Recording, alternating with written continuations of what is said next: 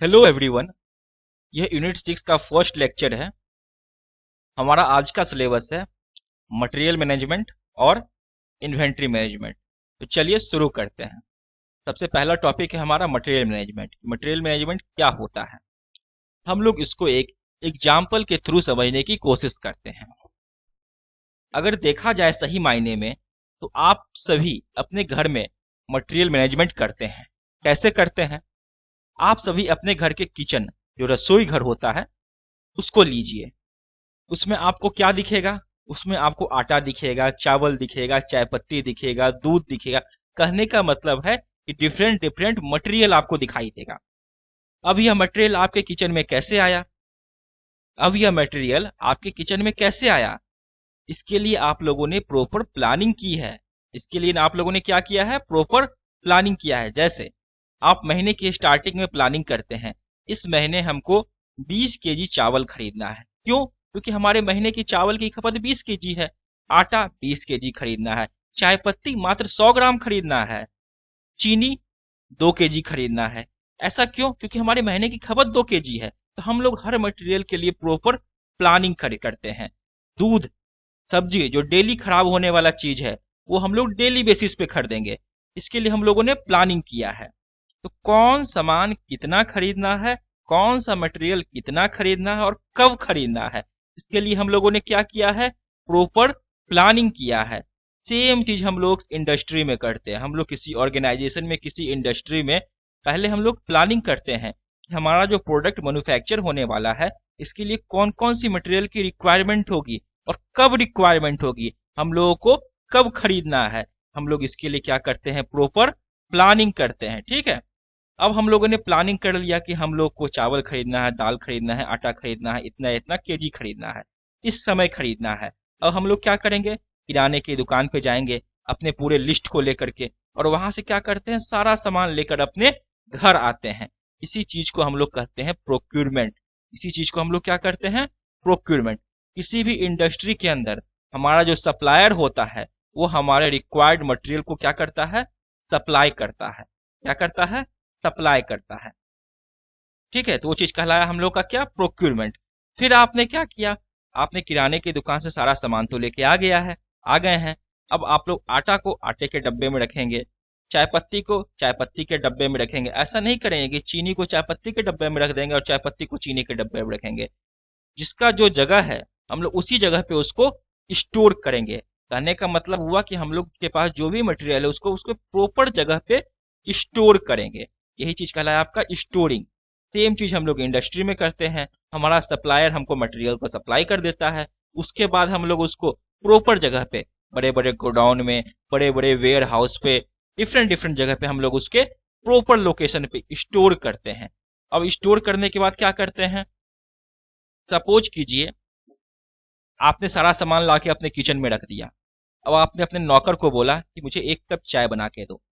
आपने अपने नौकर को क्या बोला? ऑर्डर दिया कि मुझे 1 कप चाय बना के दो। अब आपका नौकर क्या करेगा? आपसे मटेरियल का डिमांड करेगा कि साहब देखो, मुझे चाय बनाने के लिए कौन कौन से मटेरियल चाहिए। आप मुझे चाय पत्ती दो, आप मुझे चीनी दो, आप मुझे दूध दो। डिफरेंट डिफरेंट मटेरियल आपसे डिमांड करेगा। अगर आप उस मटेरियल को उससे सप्लाई कर देते हैं, अपने नौकर को दे देते हैं, प्रोवाइड कर देते हैं, तो क्या करेगा? आपको आपका जो फाइनल प्रोडक्ट है, फाइनल प्रोडक्ट यहाँ पर क्या है? चाय है। 1 कप चाय, वो आपको आपका चाय बना के क्या करेगा? प्रोवाइड कर देगा। सेम चीज इंडस्ट्री में होता है। आपने मटेरियल को क्या कर दिया है? प्लानिंग कर लिया, प्रोक्योरमेंट कर दिया, स्टोरिंग कर दिया। अब आपके डिफरेंट डिफरेंट डिपार्टमेंट के जो वर्कर होंगे, वो आपसे डिमांड करेंगे कि साहब देखो, आपका जो प्रोडक्शन है, जो आप प्रोडक्ट बोल रहे हैं बनाने के लिए, उसके ये चीज मटेरियल चाहिए हमको, ये मटेरियल आप हमको 2 ला करके प्रोवाइड करो। जैसे ही आप उसको प्रोवाइड कीजिएगा, वो उस पर डिफरेंट डिफरेंट प्रोसेस करेगा, डिफरेंट डिफरेंट ऑपरेशन परफॉर्म करेगा, और आपका फाइनल प्रोडक्ट जो है वो आपको मैन्युफैक्चर करके देगा। तो आप लोगों ने देखा, जिस तरह आप अपने घर में मटेरियल मैनेजमेंट करते हैं, सेम तरीके से किसी इंडस्ट्री, किसी ऑर्गेनाइजेशन में मटेरियल का मैनेजमेंट किया जाता है। तो चलिए हम लोग इसको वन बाय वन करके अब देखते हैं। It is the process of material management. क्या है? प्रोसेस है of planning, procuring, storing and providing the appropriate material of right quality, सही गुणवत्ता के साथ, right price, सही कीमत के साथ, एट राइट टाइम, सही समय पर। यह नहीं कि जरूरत है अभी और आप प्रोवाइड कर रहे हैं 3 दिन बाद, तो वैसा नहीं चलेगा। जब जरूरत है तभी आपको प्रोवाइड करना है। इन राइट क्वांटिटी, सही मात्रा में। फ्रॉम द राइट सोर्स, आप जो भी सामान खरीदते हैं वो सही सोर्स से आपका खरीदा होना चाहिए। अगर मान के चलिए ऐसा नहीं कि वो आपको खराब आइटम प्रोवाइड कर दे, तो हमारा जो सोर्स होना चाहिए वो बिल्कुल सही होना चाहिए। तो ये जो आप लोग 5R देख रहे हैं, 1 2 3 4 5, it is also called as 5Rs of material management. ये बहुत ही इंपॉर्टेंट है। Right quality, right price, right time, right quantity, from the right source, किसी भी मटेरियल मैनेजमेंट के लिए बहुत ही जरूरी है। आगे क्या है आपका फंक्शन ऑफ मटेरियल मैनेजमेंट। आपके मटेरियल मैनेजमेंट के कौन कौन से फंक्शन होते हैं? सबसे पहला क्या है? Planning and control of material, जिसके बारे में हम लोगों ने पढ़ा है अभी। परचेजिंग ऑफ मटेरियल, मटेरियल को खरीदना, खरीदारी करना। स्टॉक कीपिंग, मतलब स्टोर करना, मतलब inventory, inventory of material. Distribution of material to various department, जहां जिस मटेरियल की जरूरत होगी उस मटेरियल को उस डिपार्टमेंट को देना। डिस्पोजल ऑफ मटेरियल, ये सारे जो थे आपके फंक्शन ऑफ मटेरियल मैनेजमेंट थे। इसके अलावा भी बहुत सारे फंक्शन होते हैं मटेरियल मैनेजमेंट के, यहाँ कुछ हम लोगों ने इंपॉर्टेंट फंक्शन को देखा। हमारा आगे का टॉपिक है इन्वेंट्री। इन्वेंट्री क्या होता है? तो हमारा क्वेश्चन है, what is inventory management? State the meaning and objective of inventory management. Inventory management क्या होता है, इसका मतलब क्या होता है और इसके कौन कौन से ऑब्जेक्टिव हैं। तो सबसे पहला वर्ड आता है इन्वेंट्री। इन्वेंट्री क्या होता है? Inventory is the detail list of all kind of item. Inventory is the detailed list of all kinds of items which are necessary to manufacture product and to maintain the equipment and machinery in good working condition. Inventory क्या होता है? जितने भी product, जितने भी item, जितने भी material आपको जरूरत पड़ेंगे आपके प्रोडक्शन के लिए, या आपके मशीन को सही तरीके से चलने के लिए, या मशीन के मेंटेनेंस के लिए, उन सब का जो लिस्ट होगा वो क्या कहलाएगा? आपका इन्वेंट्री कहलाएगा। कहने का मतलब एक सिंपल एग्जांपल समझिए।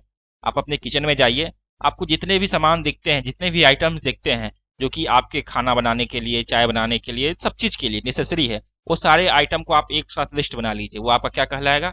इन्वेंट्री कहलाएगा। ठीक है, जो भी गुड्स आपको दिखते हैं सारा का सारा क्या कहलाएगा? इन्वेंट्री कहलाएगा। अब एक यहाँ नया वर्ड आता है, to maintain the equipment and machinery. इसका क्या मतलब हुआ? मान के चलिए आप किसी मैकेनिकल इंडस्ट्री में जाइए, वहां देखते हैं कि आपका मशीन हमेशा चलते रहता है। आप देखते हो कि मशीन को सही तरीके से काम करने के लिए उसमें बार बार आपको ग्रीस मोबिल डालना पड़ता है, ग्रीस डालना पड़ता है, ग्रीस या मोबिल। ठीक है, तो वो आपके मशीन के किसके लिए?